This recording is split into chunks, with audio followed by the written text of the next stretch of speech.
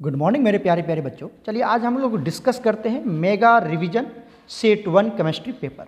Right, तो सभी बच्चे अच्छे से बात करना और आपको आज जो आंसर दिखने वाला है वो आंसर बिल्कुल सही होगा और आप सभी को जो गलती आप हर बार करते हैं पेपर में दोबारा ऐसी गलती नहीं करेंगे आज के इस वीडियो लेक्चर को देख करके।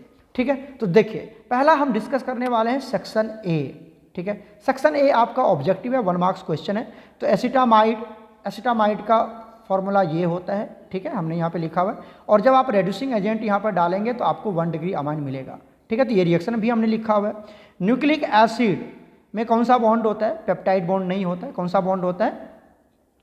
कौन सा बॉन्ड होता है? हमारा फॉस्फोडाइस्टर बॉन्ड होता है। तो यहाँ पे लिखा हुआ है फॉल्स, बिल्कुल सही बात है। तो इस तरह से आप सब चेक कर पाएंगे, ये आंसर यहाँ पे लिखा हुआ है।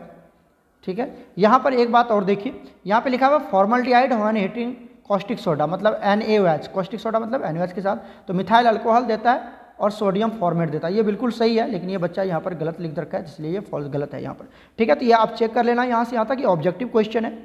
ठीक है, ऑब्जेक्टिव है, आराम से सारे आंसर यहाँ पे लिखा हुआ है, तो आप आराम से चेक कर पाएंगे। ठीक है, चलते हैं हम लोग सेक्शन बी की तरफ, जो आपका वेरी शॉर्ट आंसर है, मतलब 2 मार्क्स क्वेश्चन है। यहाँ पर आपको सबसे पहले क्या पूछा गया है? Fuel cell. फ्यूल सेल क्या होता है? सेकेंड क्वेश्चन देखिए, फ्यूल सेल क्या होता है? तो फ्यूल सेल को यहाँ पर डिस्कस कर दिया गया है। फ्यूल सेल का एग्जाम्पल होता है H2O2 फ्यूल सेल, ये इसका एग्जाम्पल है, बहुत अच्छे से लिखा है बच्चा ने। उसके बाद एनोड पे क्या रिएक्शन होगा, कैथोड पे क्या रिएक्शन, ये भी आपको आना चाहिए। एनोड पे ये रिएक्शन होता है और कैथोड पे ये रिएक्शन होता है। अगर आपको नेट सेल रिएक्शन पूछता तो दोनों को जोड़ देते, ये 4 इलेक्ट्रॉन कैंसिल हो जाता है, ये 4OH कैंसिल हो जाता है और दोनों को जोड़ देते हैं। ठीक है, तो नेट सेल रिएक्शन यहाँ से आपको मिल जाता है। ठीक है बच्चा, तो चलिए ये आपका 2 नंबर का था। उसके बाद आता है हमारे पास एक्टिवेशन एनर्जी क्या होता है और ये टेम्परेचर से कैसे अफेक्टेड होता है। ठीक है, तो एक्टिवेशन एनर्जी को पहले डिफाइन कर दिया हमने, आप यहाँ पे ग्राफ भी ड्रॉ कर सकते हैं, बट 2 नंबर के हैं तो ज़्यादा डिस्कस करने की जरूरत नहीं है। उसके बाद अगर आप टेम्परेचर को घटाते बढ़ाते हो तो एक्टिवेशन एनर्जी पे कोई भी फर्क नहीं पड़ता है, मतलब ये अनअफेक्टेड ऑफ टेम्परेचर होता है। टेम्परेचर बढ़ाने से रेट ऑफ रिएक्शन, आप ऐसे भी जानते होंगे कि 10 डिग्री बढ़ाने से रेट ऑफ रिएक्शन डबल हो जाता है ना, तो टेम्परेचर बढ़ाने से एक्टिवेशन एनर्जी पर या टेम्परेचर घटाने से एक्टिवेशन एनर्जी पे कोई फर्क नहीं पड़ता है, दैट इज अनअफेक्टेड। क्लियर हो गया यहाँ से, ये सब क्वेश्चन आपको आना चाहिए। उसके बाद थर्ड क्वेश्चन आप चेक कर पा रहे हैं यहाँ से। थर्ड क्वेश्चन है कि how phenol is converted into 2 hydroxy benzaldehyde, मतलब ये वाला जो क्वेश्चन है, ये वाला जो क्वेश्चन है बच्चा, ये आपका रायमंड-टायमंड रिएक्शन है, रायमंड-टायमंड रिएक्शन है। तो पढ़ा रखे हैं आपको, आप आराम से चेक कर सकते हैं। आंसर क्या होगा आप वीडियो पॉज करके आराम से मेंशन कर सकते हैं। नेक्स्ट आता है यहाँ पर हमारे पास इसके नोमेनक्लेचर। तो यहाँ पर देखिए, नोमेनक्लेचर लिखने से पहले आपको क्या करना है, उस कंपाउंड को एक्सपेंड कर लेना। यहाँ पर ये जो CH है बच्चा, यहाँ पर ये जो CH है, ये जो CH है, यहाँ पर आप देखेंगे तो 2 बार CH2 है, देख पा रहे हैं? यहाँ पर देखिए, यहाँ पर आपको CH के पास होल ट्वाइस CH3 भी है, तो इसलिए यहाँ पर होल ट्वाइस ये लिखा। उसके बाद यहाँ पर नंबरिंग इधर से करेंगे, इधर से नंबरिंग होगी, क्योंकि पहले ये तो फंक्शनल ग्रुप है। ठीक है सर, प्रायोरिटी फंक्शनल ग्रुप का, इधर भी दोगे तो 3, इधर भी दोगे तो 3, तो पहले अल्कीन मतलब डबल बॉन्ड को प्रायोरिटी दिया जाएगा, तो इधर से नंबरिंग होगी, तो इस तरह से नंबर, ये इसका बिल्कुल सही है, रूल ये कहता है। बिल्कुल वैसा ही फंक्शनल ग्रुप ये है, तो पहले इसकी प्रायोरिटी दी जाएगी और यहाँ पर ये अल्कीन है तो हम इधर मुड़ जाएंगे। ठीक है, यहाँ पर, और ये हो जाएगा सब्स्टिट्यूएंट्स, तो ये 2 मिथाइल हो जाएगा। तो आप इस तरह से नोमेनक्लेचर कर पाएंगे। राइट, कोई दिक्कत होगा तो पूछ लेना बच्चा, क्लियर है नहीं यहाँ तक? चलिए, तो ये नोमेनक्लेचर है, आपको आना चाहिए। दूसरा होता है यहाँ पर हॉफमैन ब्रोमाइड। हॉफमैन ब्रोमाइड तो आप लोगों को ऑलरेडी पढ़ाया गया, ये हॉफमैन ब्रोमाइड है। राइट, ये इसका इस तरह से Br2KOH या NOH ले सकते हैं यहाँ पर, और 1 डिग्री अमाइन का फॉर्मेशन होता है। क्लियर हो गया यहाँ तक? उसके बाद आता है next equimolar of solution, urea है और सोडियम क्लोराइड। तो यूरिया डिसोसिएट नहीं करता, उसके लिए वेंट ऑफ फैक्टर की वैल्यू कितनी होगी?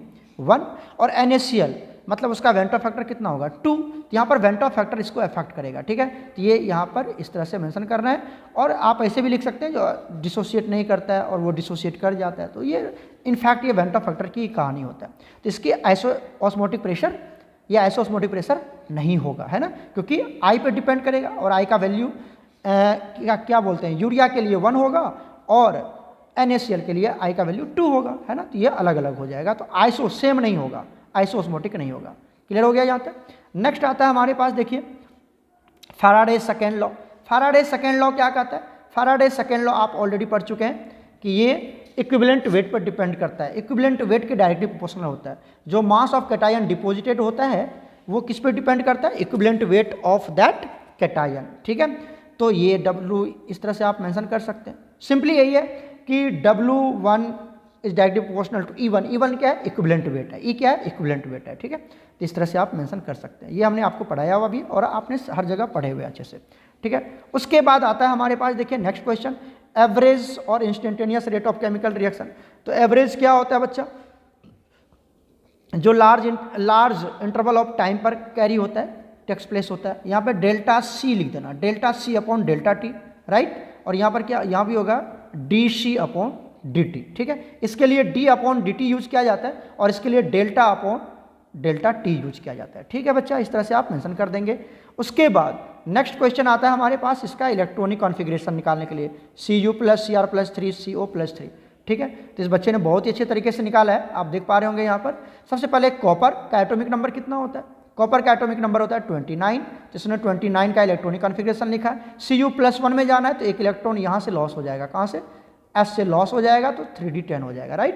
तो इस तरह से क्रोमियम है, तो क्रोमियम कितना होता है 24, तो पहले 24 का इसने लिख लिया है। उसके बाद Cr+3, मतलब एक यहाँ से जाएगा, एक यहाँ से जाएगा और दो यहाँ से जाएगा, है ना, 3 जाएगा तो 3D3 हो जाएगा। बहुत अच्छे से लिखा है। इस तरह से आप, ये इसके इलेक्ट्रॉनिक कॉन्फ़िगरेशन है, राइट। चलिए अब चलते हैं हम सेक्शन C पर। सेक्शन C में जब आप देखेंगे, सेक्शन C, अच्छा यहाँ पर सेक्शन B लिखा है बच्चे ने, यहाँ पर सेक्शन C ही होगा क्योंकि सेक्शन C है और ये कोलराच लॉ यहाँ से देख पा रहे होंगे आप, ठीक है। तो यहाँ पर सेक्शन C होगा। गलती से ऐसा गलती मत कर देना, नहीं तो बवंडर मिस्टेक्स हो जाएगा, है ना। तो आपको यहाँ पे लिखना है सेक्शन C लिखना है, देख लीजिएगा, राइट, ठीक है। तो इस तरह गलती मत करना, नहीं तो एग्जामिनर सेक्शन B पे देखेगा कि ये क्वेश्चन तो है ही नहीं, ठीक है ना। तो इस तरह से ये करना। उसमें क्या कहता है, देखिए क्वेश्चन क्या कहता है, कोलराच लॉ क्या होता है। तो कोलराच लॉ आप जानते हैं, इनफिनाइट डाइल्यूशन का केस होता है। यहाँ पर स्ट्रॉन्ग और वीक दोनों के लिए अप्लाई करते हैं हम, स्ट्रॉन्ग और वीक इलेक्ट्रोलाइट दोनों के लिए। ये जनरल एक्सप्रेशन लिख देंगे, उसके बाद इसका एग्जाम्पल लिख देंगे, और भी आप आराम से इसको लिख सकते हो। इक्विवेलेंट कंडक्टिविटी के लिए भी इसको हम एक्सप्रेस करते हैं, और 1-2 इसका एप्लीकेशन भी आप लिख सकते हो अगर ज़्यादा डिटेल में जाना। मैंने 5 नंबर के आसपास आपको पढ़ा है, सारे टीचर ने आपको अच्छे से, बहुत ही अच्छे क्लियर करे होंगे ये, ठीक है। उसके बाद आइए, उसके बाद आता है हमारे पास आर्हेनियस इक्वेशन। आर्हेनियस इक्वेशन क्या होता है, K = A.E - A/RT होता है ये आपको, ठीक है। और ये K क्या होता है, A क्या होता है, ये सब बिल्कुल अच्छे से लिख पाएंगे। उसके बाद R क्या, यूनिवर्सल गैस, ये सब लिख देंगे। इंपॉर्टेंस, यहाँ पर इंपॉर्टेंस क्या होता है, रेट कांस्टेंट और एक्टिवेशन एनर्जी कैलकुलेट करने के लिए यूज करते हैं हम इसको, क्लियर हो गया। नेक्स्ट क्वेश्चन क्या कहता है, कॉम्प्लेक्स कंपाउंड क्या होता है या कोऑर्डिनेशन कॉम्प्लेक्स क्या होता है, और बाइडेंटेट लिगेंड क्या होता है। 3 नंबर का है, ध्यान से देखना है। तो 3 नंबर के अकॉर्डिंग ही लिखना हो, क्योंकि टाइम भी हमारे लिए बहुत इंपॉर्टेंट होता है बोर्ड में। तो कॉम्प्लेक्स कंपाउंड क्या होता है, सेंट्रल मेटल एटम होता है, लिगेंड होता है, कोऑर्डिनेट बॉन्ड बनाता है ना, ये सब आपको कोऑर्डिनेशन स्फीयर होता है, आयनेशन स्फीयर होता है। और ये कॉम्प्लेक्स, ये कोऑर्डिनेशन कॉम्प्लेक्स इस तरह से लिख देंगे हम, क्लियर है। बाइडेंटेट लिगेंड की बात कर रहे हैं तो हम इथेन 1,2 डायमंड, जो 2 डोनर साइड्स होता है, आपको पता ही है। ऑक्जिलेट होता है इथेन 1,2 डायमंड, जिसको EN लिखते हैं हम लोग, ठीक है। ये बच्चे ने ये एग्जांपल दिया हुआ, वेरी गुड। समझ में आ रही है कि नहीं आ रही है, सब कर सकते हैं आप आराम से। उसके बाद नेक्स्ट क्वेश्चन होता है हमारे पास कि सर क्लोरो अल्केन की फॉर्मेशन कैसे करेंगे, अल्कोहल एंड थायोनाइल क्लोराइड से। तो बिल्कुल हम बना रहे हैं, लुकास रिएजेंट से भी कर सकते हैं, HCl और ZnCl2 से, ठीक है। ये आपका क्लोरो अल्केन बन जाएगा, ठीक है ना। उसके बाद थायोनिल क्लोराइड SOCl2, अल्कोहल लेना आपको, और इसका मैंने शॉर्ट ट्रिक भी आपको समझाया था। SOCl2 का शॉर्ट ट्रिक याद है ना, थायोनिल क्लोराइड से। ये बेस्ट मेथड है अल्काइल हैलाइड बनाने का। यहाँ SO2 HCl बाहर निकल जाता है गैस के फॉर्म में, ठीक है। क्लियर हो गया यहाँ तक, ये सब कर पाएंगे आप। नेक्स्ट क्वेश्चन आता है हमारे पास, what are the term rate constant and specific rate constant. Rate constant क्या होता है बच्चा, रेट कांस्टेंट तभी एक्सप्रेस किया जाता है, तभी एक्सप्रेस करते हैं जब हम रेट लॉ एक्सप्रेशन लिखते हैं। रेट लॉ एक्सप्रेशन क्या होता है, मान लेंगे हम ये कोई इक्वेशन है, मान लेंगे यहाँ पर लेट कर लेंगे कि A और B है, ये एक इक्वेशन दे रहा है, और यहाँ से फिर हम रेट एक्सप्रेशन लिखेंगे R = K, क्लियर हो गया। और यहाँ पर जो K है उसको बोलते हैं रेट कांस्टेंट। यहाँ पे थोड़ा सा और एक्सपेंड करना था आपको, यहाँ पर जो K आपने लिखा, ये जो K है, ये क्या लिखेंगे हम, रेट कांस्टेंट। ये क्या आपका रेट कांस्टेंट है, राइट। और जब आप कंसंट्रेशन 1 मोलर मान लेंगे तो R = K हो जाएगा, और ये हो जाएगा specific rate constant. Specific rate constant पढ़ा रखे हमने आपको, और हर जगह आपने पढ़ा होगा ये सब बातें, ठीक है। थोड़ा सा इसको और एक्सपेंड कर देना है, ठीक है बच्चा।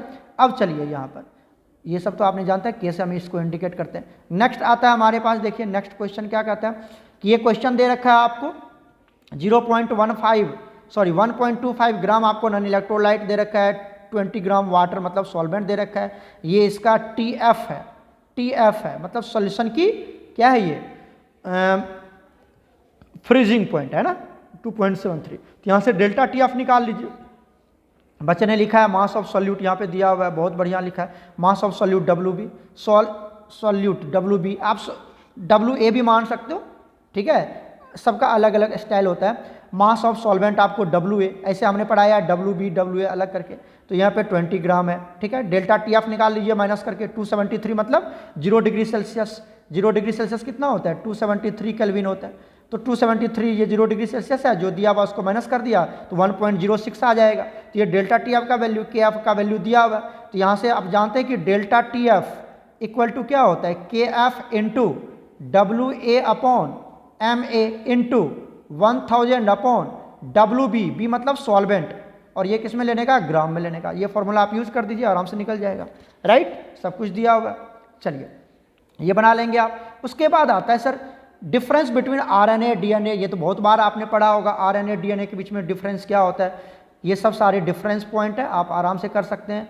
RNA क्या होता है, कौन सा बेस होता है, ये थोड़ा और एक्सपेंड कर सकते हैं। 3 नंबर का है ना, तो आपको 4 पॉइंट लिखना है। यहाँ पर 1 2 3 पॉइंट लिखा गया, कम से कम 4 पॉइंट लिखिए आप। 3 नंबर में 4 पॉइंट, बाद में एक कोई गलत हो गया तो 3 पॉइंट तो सही होगा, तो इस तरह से आपको 4 पॉइंट में लिखना है, ठीक है। और हमने आपको पढ़ाया है, हर टीचर ने आपको पढ़ा रखा है। उसके बाद नेक्स्ट चलते हैं हम यहाँ पर, नेक्स्ट आता है वाटर अमाइंस, और ये बेसिक क्या इसका स्ट्रेंथ होगा, ये सब के बीच में अमाइंस क्या होता है आपको पता ही है ना, RnH2 को अमाइंस बोलते हैं यहाँ पर हम। उसके बाद अमाइंस को आप क्लासीफाई भी कर सकते हैं, जो भी होता है। 3 नंबर का है तो उतना ज़्यादा डिटेल में नहीं जाने का।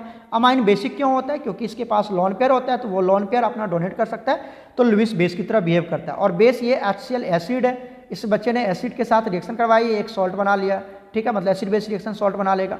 और RnH2 है, तो ये अपनी लॉन पेयर को क्या कर सकता है, डोनेट कर सकता है। लॉन पेयर डोनेट करेगा तो लुईस बेस की तरह बिहेव करेगा, है ना, LB मतलब लुईस बेस की तरह बिहेव करेगा। क्लियर हो गया, यहाँ पर ये एग्जाम्पल है। और आप जानते हैं कि जितना ज़्यादा अल्काइल ग्रुप होगा, जितना ज़्यादा अल्काइल ग्रुप होगा, R ग्रुप होगा, वो प्लस I इफेक्ट शो करता है, और जो उतना ज़्यादा उसकी basic strength 3 degree more than the 2 degree than the 1, और सबसे कम अमोनिया का होता है। क्लियर है, क्लियर है, यहाँ तक ये लिख देंगे। यहाँ पर ये बच्चे ने ये भी लिखा है और ये भी लिखा है, तो इस तरह से आपको फॉलो करना है, ठीक है। चलिए उसके बाद आता है हमारे पास व्हाट हैपेंस, देखिए what happens when potassium dichromate react with FeSO4 और एसिडिफाइड KI। तो KMnO4 की यहाँ पर इस बच्चे ने लिखा है मॉलिकुलर इक्वेशन लिखा है, बच्चे ने मॉलिकुलर इक्वेशन लिखा है, इस तरह से देख लीजिए। और आप आयोनिक इक्वेशन लिख सकते हैं। जिस टीचर ने आपको मॉलिकुलर पढ़ाया तो वो मॉलिकुलर आपको याद होगा, बहुत अच्छे आपने मॉलिकुलर लिखा है। हमने जिस बच्चे को पढ़ाया वो आयोनिक पढ़ाया, तो वो आयोनिक भी लिख सकते हैं। FeSO4 है ना, तो FeSO4 क्या देगा बताओ, Fe+2 देगा, और Fe+2 किस में कन्वर्ट हो जाएगा, Fe+3 में कन्वर्ट हो जाएगा। फिर इसको बैलेंस करने का है ना एसिडिक मीडियम में, और वो भी जैसे मैंने आपको पढ़ा रखा है वो भी लिख सकते हैं, और ये भी लिख सकते हैं आप, राइट, क्लियर है।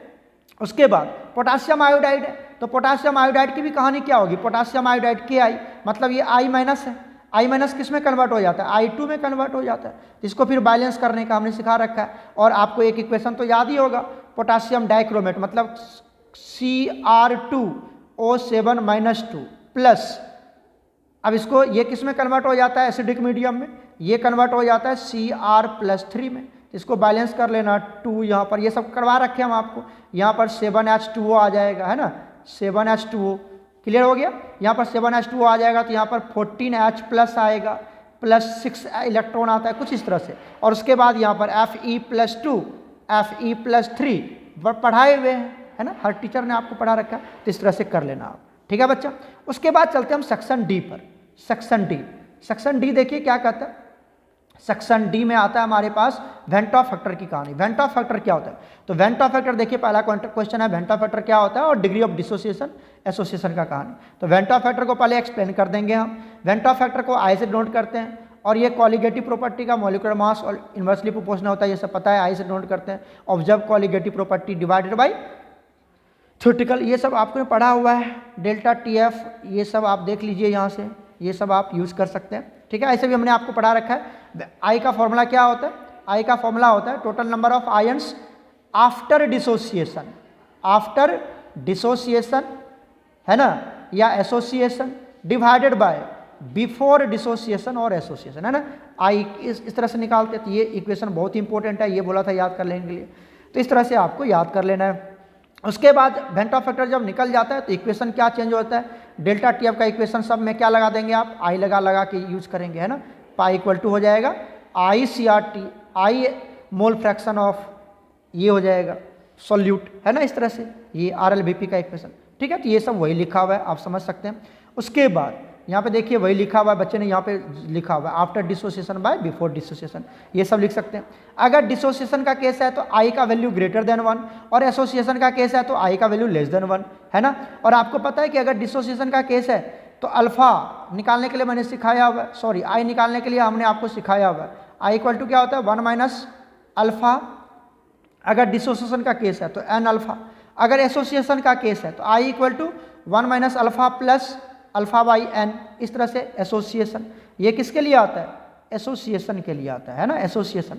और ये किसके लिए आता था, डिसोसिएशन के लिए। तो आप ऐसे भी लिख सकते हैं 1 minus alpha plus n alpha, है ना, ऐसे भी लिख सकते हैं, पढ़ा रखे हैं हमने आपको, ठीक है। तो इस तरह से आप देखिए बच्चे ने बहुत अच्छे तरीके से एक्सप्लेन करें, तो ये भी आप इस तरह से पूरा एक्सप्लेन कर सकते हो sir, right. Went of factor तो बहुत बार पढ़ाया, बहुत बार चैप्टर में कोई एग्जाम में क्वेश्चन आया हुआ भी है, तो आप बहुत ही अच्छे तरीके से एक्सप्लेन कर सकते हैं, कोई दिक्कत नहीं है, ठीक है बच्चा। चलिए उसके बाद आता है हमारे पास नेक्स्ट कि रॉल्स लॉ क्या होता है, ठीक है, और वाई डज इथेनॉल और साइक्लोहेक्सेन पॉजिटिव शो करता है, ये सारी कहानी।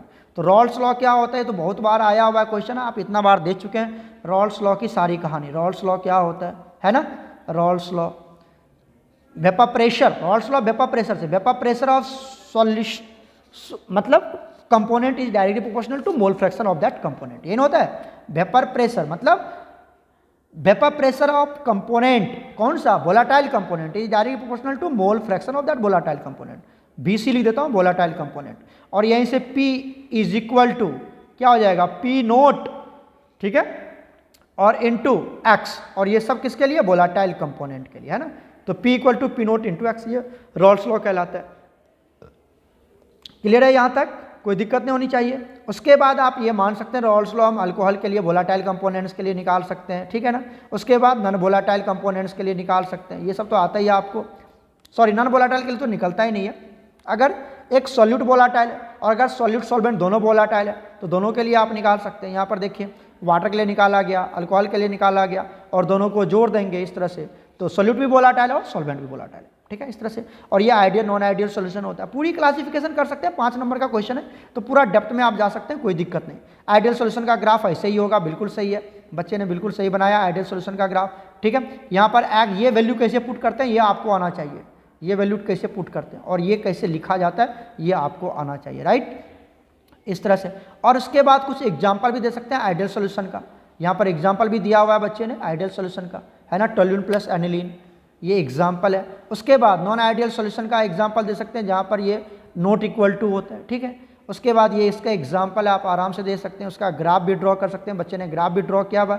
नॉन आइडियल सॉल्यूशन विथ वो पॉजिटिव डेविएशन था क्योंकि ऊपर से जा रहा है ग्राफ, और अब आता है निगेटिव डेविएशन। निगेटिव डेविएशन में भी आप एग्जाम्पल जरूर देना बच्चा, एक एक एग्जाम्पल जरूर आप दे सकते हैं। निगेटिव होता है ये सब तो पता ही है आपको, है ना, ये निगेटिव, तो ये निगेटिव डेविएशन शो करता है। साइक्लो इथेनॉल और साइक्लोहेक्सेन क्या शो करता है, ये सोज क्या शो करता है, ये सॉरी पॉजिटिव डेविएशन शो करता है। यहाँ पर इथेनॉल प्लस साइक्लोहेक्सेन सोज पॉजिटिव डेविएशन, ठीक है, क्लियर हो गया यहाँ तक। चलिए उसके बाद हमारा नेक्स्ट क्वेश्चन आता है, देखिए transition elements. Transition elements coloured compound बनाता है और ट्रांजिशन एलिमेंट्स कॉम्प्लेक्स कंपाउंड बनाता है, बिल्कुल सही है। ट्रांजिशन एलिमेंट्स क्या होते हैं वो आप उसको एक्सप्लेन कर दीजिए, और कलर्ड कंपाउंड क्या बनाता है, ड्यू टू हाफ फील्ड क्या बोलते हैं उसको, अवेबिलिटी ऑफ डी ऑर्बिटल, और ड्यू टू डी ट्रांजिशन, ठीक है, क्योंकि वहाँ पर इनकम्प्लीट डी ऑर्बिटल्स होते हैं, बहुत अच्छी बच्चे ने लिखा है यहाँ पर, और वहाँ पर डी ट्रांजिशन होता है। ये सब आप T2G और EG, आपको पता है T2G EG क्या होता है, बच्चे ने यहाँ पे लिखा है ये डी ऑर्बिटल है, इसको हम बोलते हैं डीजनरेट डी ऑर्बिटल। क्या बोलते हैं इसको, डीजनरेट डी ऑर्बिटल है, डीजनरेट, सबका एनर्जी इक्वल है। यहाँ पर T2G ऊपर चला गया, T2G में 3 ऑर्बिटल होते हैं और EG में 2 होता है, सबका बच्चे ने नाम भी लिखा है, बहुत अच्छे है, ठीक है। और यहाँ पे डी ट्रांजिशन होता है, इसका इलेक्ट्रॉन कभी ऊपर जाता है और इसका इलेक्ट्रॉन कभी नीचे आता है, this is called D transition. और उसके बाद कभी कभी क्या होता है बच्चा कि किसी का वैकेंट डी ऑर्बिटल पूरा खाली होता है, इलेक्ट्रॉन है भी नहीं, फिर भी वहाँ पर होता है, जैसे KMnO4, यहाँ पर एक चीज़ और लिखना था, KMnO4 लिखना था, KMnO4। यहाँ पर इसके Mn की जो ऑक्सीडेशन स्टेट होता है वो होता है Mn+7, और Mn+7 मतलब यहाँ पे D में कितने इलेक्ट्रॉन है, 0 इलेक्ट्रॉन है। फिर भी ये पर्पल कलर होता है। कैसा कलर होता है ये, पर्पल होता है। क्यों होता है, क्योंकि यहाँ पर होता है charge transfer spectra, charge transfer spectra. तो ये भी आपको लिखना था, यहाँ पर थोड़ा सा और एक्सपेंड कर सकते हैं। उसके बाद डिडिट ट्रांजिशन, क्या लिखा हुआ है यहाँ पर कि जो आपका ट्रांजिशन एलिमेंट्स है वो कम्प्लेक्स कंपाउंड का फॉर्मेशन क्यों करता है, कम्प्लेक्स कंपाउंड क्यों बनाता है, क्योंकि उसके पास वैकेंट डी ऑर्बिटल होता है, वो लिगेंड से लोन पेयर ले सकता है अपने डी ऑर्बिटल में, और जो लोन पेयर ले सकता है कोऑर्डिनेट बॉन्ड बना सकता है, तो वो कम्प्लेक्स कंपाउंड का फॉर्मेशन कर सकता है। बिल्कुल ऐसे ही आपको एक एग्जाम्पल देकर के अच्छे से मेंशन कर देना, ठीक है। उसके बाद इट फॉर्म्स कम्प्लेक्सेस क्यों कम्प्लेक्स बनाता है, इट फॉर्म्स कम्प्लेक्सेस क्यों बनाता है, स्मॉल रेडियाई होता है, ठीक है, चार्ज डेंसिटी बहुत ज़्यादा होता है, ठीक है। न्यूक्लियर चार्ज डेंसिटी क्या होता है यहाँ पर, हाई होता है, हायर है ना, हायर होता है, ठीक है। दूसरी बात वैकेंट डी ऑर्बिटल होता है। बहुत अच्छे से बच्चे ने लिखा है, तो ये सब आपको याद कर लेना, ठीक है। क्लियर हो गया यहाँ तक। चलिए अब इसके बाद जो हमारा क्वेश्चन आता है लेंथेनाइड कॉन्ट्रैक्शन। तो लेंथेनाइड कॉन्ट्रैक्शन मैं आपके ऊपर छोड़ रहा हूँ, you will do yourself. Lanthanide contraction क्या होता है, मैं यहाँ से आपको कन्वर्जन सिखा रहा हूँ। ये 22 नंबर के, ये 22 नंबर का कन्वर्जन क्या होता है, मैं यहाँ पर कन्वर्जन डिस्कस करता हूँ। ओके, क्वेश्चन नंबर 22 जो है उसमें पहला कहता है कि आप एसीटोन की प्रिपरेशन कैसे करेंगे। एसीटोन क्या होता है, CH3COCH3, यही एसीटोन है आपका। तो ये एसीटोन कैसे बनाएंगे, मतलब कीटोन की फॉर्मेशन करेंगे कैसे, एसिड क्लोराइड को ही हम लोग एसिटाइल क्लोराइड भी बोलते हैं, ठीक है। तो ये हमने मिथाइल CH3COCl ले लिया, CH3COCl, क्योंकि यहाँ पे 2 ही कार्बन है ना यहाँ पर, तो यहाँ पे 2 कार्बन ये ले लेते हैं CH3, ये वाला पार्ट, ठीक है। और इसकी रिएक्शन करवा देते हैं हम किसके साथ, DMC, डाइमिथाइल कैडमियम, डाइमिथाइल है ना, 2 बार मिथाइल, और कैडमियम के साथ। तो कैडमियम के ऊपर कौन सा चार्ज आएगा, आप देख रहे हैं यहाँ पर कैडमियम के ऊपर कौन सा चार्ज आता है, कैडमियम के ऊपर पॉजिटिव और इसके ऊपर निगेटिव, Cl के ऊपर निगेटिव है ना, और कार्बन के ऊपर पॉजिटिव। तो प्लस को माइनस चाहिए, माइनस को प्लस चाहिए, ये तो पता ही आपको है ना, प्लस को माइनस चाहिए और माइनस को प्लस चाहिए, ठीक है सर। तो यहाँ पर देखिए, एक सेकेंड बच्चा, तो हमने ये जो CH3 है जिसके ऊपर माइनस है ना, ये चला गया कार्बन के ऊपर चला जाएगा है ना, तो ये कार्बन के ऊपर CH3 रेड वाला CH3 जुड़ गया, तो ये एसीटोन बन जाएगा, और बाकी as a byproduct remove हो जाएगा, Cl यहाँ से बाहर निकल जाएगा, Cl यहाँ से, Cl हमारा बेस्ट लिविंग ग्रुप है, यहाँ से बाहर निकल जाएगा, राइट। क्लियर हो गया यहाँ तक, बना लोगे, डाइमिथाइल कैडमियम के साथ रिएक्शन करवा देंगे आप, ठीक है। उसके बाद आइए, उसके बाद हमें आता है अल्काइन से कैसे बनाएंगे, अल्काइन।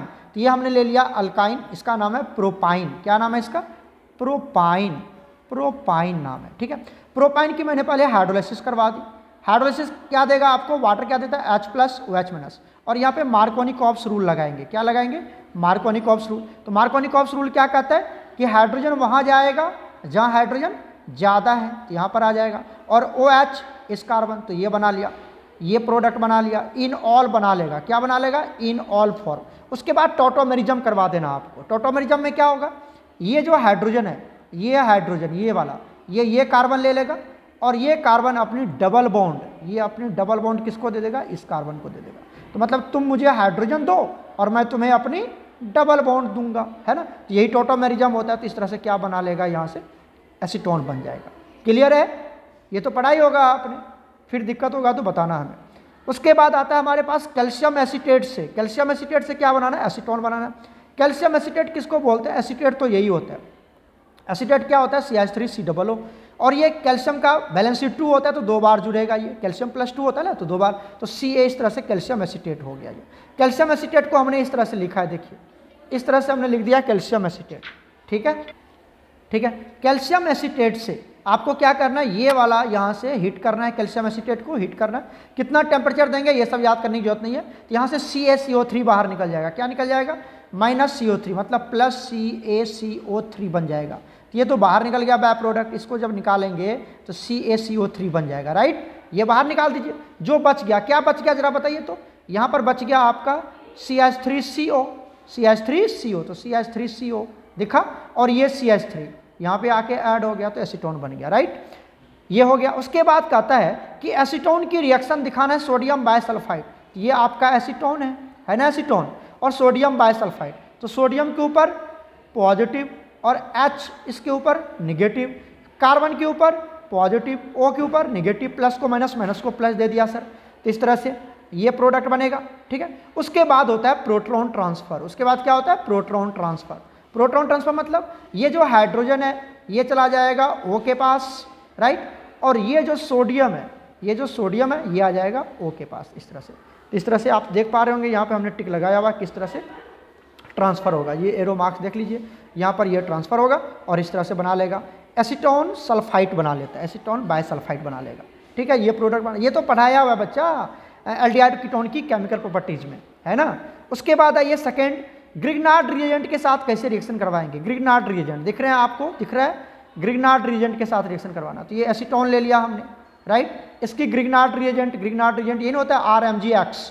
तो MgX के ऊपर बताओ, MgX के ऊपर पॉजिटिव और इसके ऊपर निगेटिव, ये तो पढ़ा रखा है हमने आपको। और ये प्लस को माइनस, यहाँ पर आता है माइनस और यहाँ पर आता है प्लस, यहाँ पर आता है माइनस, यहाँ पर आता है प्लस। तो प्लस को माइनस, माइनस को प्लस, एरो मार्क से देख रहे होंगे आप, आराम से जा रहा है, ठीक है। तो ये बन जाएगा, ये बन जाएगा। उसके बाद फिर इसकी हाइड्रोलिसिस करवा दीजिए। हाइड्रोलिसिस मतलब पानी में डाल दीजिए इसको। पानी में क्या देगा आपको? H plus, OH minus. H किसके पास जाएगा जरा बताओ? ये जो H प्लस है ये किसके पास जाएगा? ये जाएगा O माइनस के पास। तो ये H प्लस O माइनस के पास चला जाएगा और ये OH किसके पास चला जाएगा? MgBr के पास चला जाएगा। तो यहाँ से आपको बन जाएगा 3 डिग्री अल्कोहल। क्लियर? क्लियर है? 3 डिग्री अल्कोहल का फॉर्मेशन हो जाएगा। अब आ जाओ दूसरा प्रिपरेशन, दूसरा कन्वर्जन देखते हैं हम लोग। और वाला कन्वर्जन देखिए क्या कहता है। और में पहला कन्वर्जन है यहाँ से benzoic acid to benzoyl alcohol. ये बेंजोइक एसिड से बेंजोइल अल्कोहल, ये हमने लिख भी रखा है। लिखा इसलिए है ताकि मैं फास्ट वीडियो बना सकूँ, फास्ट, ठीक है, क्योंकि ज़्यादा टाइम लग जाता। तो ये हमने ले लिया बेंजोइक एसिड, ये रेड कलर से।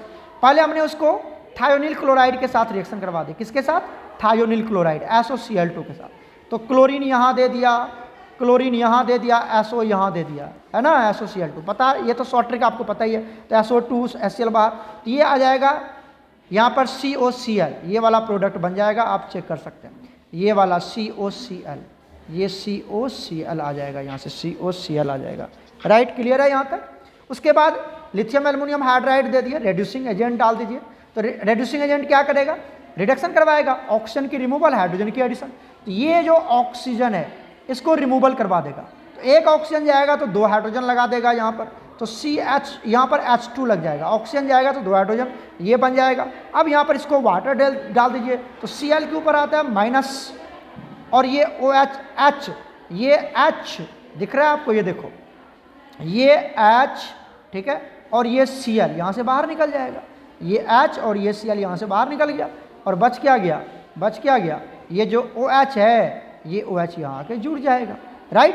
तो यही बन जाएगा आपको बेंजोइल अल्कोहल बन जाएगा। क्लियर है? एक बार वाच कर लेना, इसको देख लो, कोई दिक्कत हो तो आराम से कर सकते हैं आप, ठीक है, ठीक है। सेकेंड आता है हमारे पास बेंजोइक एसिड से बेंजोइक एनहाइड्राइड बनाना है। तो ये बेंजोइक एसिड है, ये 2 बार ले लेना है, तो हमने 2 बार ले लिया। और यहाँ पर H2SO4 डाल दीजिएगा, P2O5 जो कि डिहाइड्रेटिंग एजेंट की तरह बिहेव करता है, तो वाटर मॉलिक्यूल को यहाँ से क्या करेगा? वो रिमूव कर देगा, वाटर मॉलिक्यूल को रिमूव कर देगा, तो ये बन जाएगा। और ये बेंजीन के लिए हमने PH लिखा है, ठीक है, दोनों को जोड़ दीजिए, आराम से बन जाएगा। ये आप आराम से बना पाएंगे, देख लीजिए यहाँ से, ठीक है। उसके बाद थर्ड आता है, थर्ड कन्वर्जन है हमारे पास एसिटिक एसिड से प्रोपेनोइक एसिड। तो एसिटिक एसिड का होता है CH3COOH, प्रोपेनोइक एसिड का CH3CH2CO। तो पहले हमने एसिटिक एसिड ले लिया। क्या ले लिया हमने? एसिटिक एसिड ले लिया।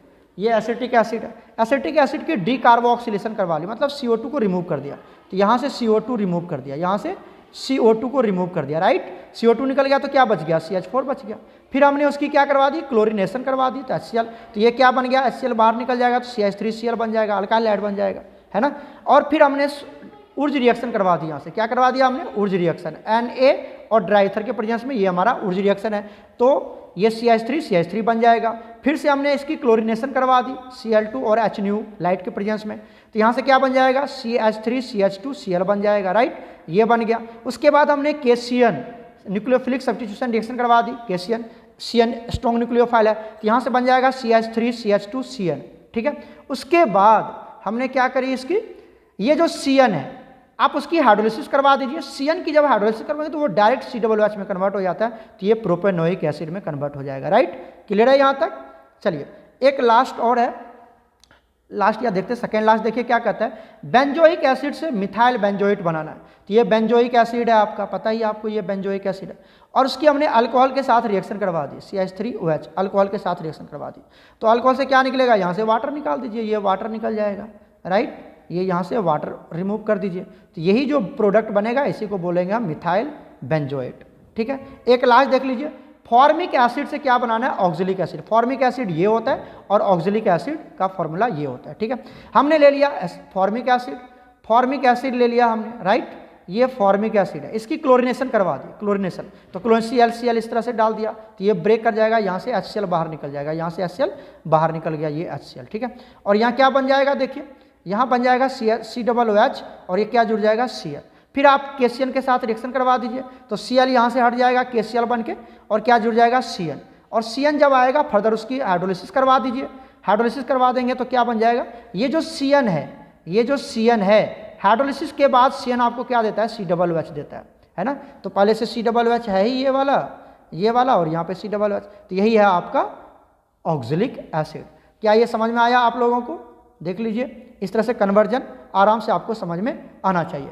तो ये बच्चा हमने पूरी कन्वर्जन कंप्लीट करी है, अच्छे से वॉच करना, फर्दर कोई दिक्कत होगा तो बताना जरूर। ठीक है बच्चा, गॉड ब्लेस यू ऑल। आज हम लोग यही तक रखते हैं, फिर हम लोग नेक्स्ट वीडियो मिलेंगे नेक्स्ट सेट्स के साथ। ओके बच्चा, गॉड ब्लेस यू ऑल।